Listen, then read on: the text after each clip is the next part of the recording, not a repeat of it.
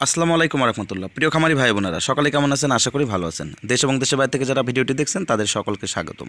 তো বন্ধুরা, এখন যে বিষয়টি নিয়ে আলোচনা করব সে বিষয়টি হচ্ছে শীতকালে বেশিরভাগ খামারি যে ভুল কাজগুলো করে থাকে, যে ভুলের কারণে শীতকালে মুরগি প্রচুর পরিমাণ মারা যায় অথবা শীতকালে মুরগির পেটে পানি ধরে এবং মুরগি মারা যায়, এবং কি ভুল এর কারণে এই সকল সমস্যাগুলো হয়, এই বিষয়টি নিয়ে আলোচনা করব।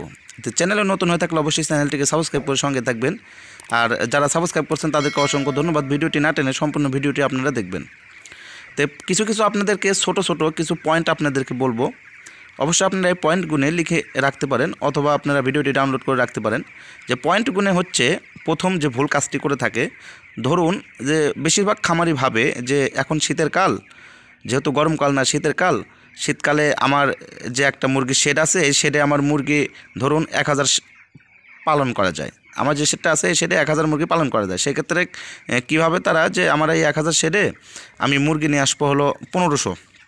যেহেতু শীতকালে জায়গা যদি একটু কম হয় তো সমস্যা নাই, দেখা যাচ্ছে যে কম জায়গার মধ্যেই বেশি মুরগি পালন করব। এই যে প্রথম যে ভুল কাজটা করে থাকেন, এই ভুলের কারণে কিন্তু মুরগি কিন্তু প্রচুর পরিমাণ সমস্যা হয়।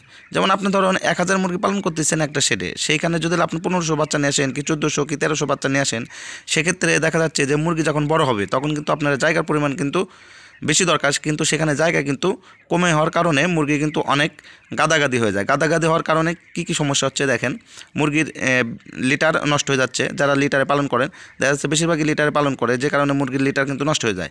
নষ্ট হওয়ার কারণে মুরগির কিন্তু আপনার লিটার থেকে বিভিন্ন ধরনের রোগ ব্যাধি সৃষ্টি হয়। যেমন লিটার নষ্ট হয়ে গেলে গ্যাসের অ্যামোনিয়া গ্যাস তৈরি হয়। অ্যামোনিয়া গ্যাস এর ক্ষেত্রে মুরগি ঠান্ডা লাগে, পেটে পানি জমে এবং মুরগির মনে করেন আরও বিভিন্ন যে সকল সমস্যাগুলো কিন্তু সৃষ্টি হয়ে যায়। দেখা যাচ্ছে অতিরিক্ত ঠান্ডার কারণে আপনার রানীক্ষেত, গাম্বুরা, সিআরডি বিভিন্ন ধরনের রোগ কিন্তু ধরে যায়। সেক্ষেত্রে দেখা যাচ্ছে যে আপনার হলো মুরগি কিন্তু মারা যায় অতিরিক্ত।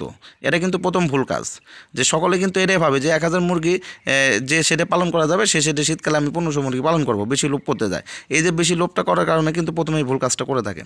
তারপর দ্বিতীয় যে ভুল কাজটা করে থাকে, যে চিন্তা করে যে শীতকালে মনে করেন আপনার যে বাচ্চা অনেক সময় দেখা যাচ্ছে যে শীতকালে তো মুরগি মনে করেন খাবার খাওয়ালে বাচ্চা হলো অটোমেটিক এমনি ওজন ভালো আসে, এরকম চিন্তা ভাবনা করে অনেকেই কিন্তু আপনার মনে করেন হলো আপনার কম দামি বাচ্চা চিন্তা ভাবনা করে। এটা কিন্তু ভুল কাজ করে থাকে। এই কাজটা কিন্তু কখনো করা যাবে না। সবসময় বাচ্চা নিলে কিন্তু ভালো এ গ্রেড বাচ্চা নিতে হবে এবং খাদ্যও কিন্তু এ গ্রেডের যে ভালো মানের খাদ্য আছে সেই খাদ্যগুলো কিন্তু নিতে হবে। তারপর আরেকটা ভুল কাজ করে, সেটা হচ্ছে আপনি মনে করেন শীতকালে আপনার হলো লিটার নাড়াচাড়া কিন্তু অনেক খামারি আছে কম করে, এগুলো ভুল কাজ করে। তো কিছু আসলে ভুলের কারণে কিন্তু এই সমস্যাগুলো কিন্তু দেখা যায় এবং শীতকালে কিন্তু মুরগি কিন্তু বেশিরভাগই মারা যায়। এই জন্য অবশ্যই আপনারা যে ঘরে যে কত পিস মুরগি পালন করা যাবে ওই কয় পিস মুরগি আপনারা তুলুন এবং ভালো করে লালন পালন করুন, তাহলে শীতকালে ভালো একটা প্রফিট আপনারা পাবেন। সকালে ভালো থাকবেন। আল্লাহ হাফেজ।